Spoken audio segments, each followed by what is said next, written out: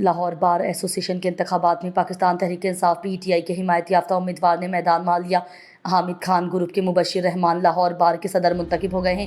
لاہور بار کے سالانہ انتخابات میں مبشر رحمان نے 2400 ووٹ لے کر کامیابی حاصل کی، جبکہ آزاد امیدوار عرفان حیات باجوہ 2000 ووٹ لے کر دوسرے نمبر پر رہے اور آسما جہانگیر گروپ کے امیدوار میاں فیض 1807 ووٹ لے کر تیسرے نمبر پر رہے۔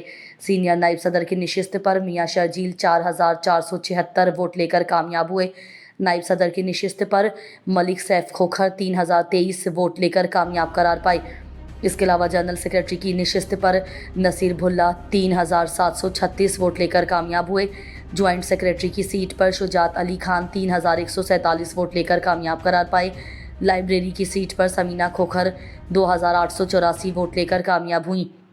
جیتنے والے امیدواروں کے حامی وکلاء نے ایوان عدل کے باہر جیت کا جشن منایا۔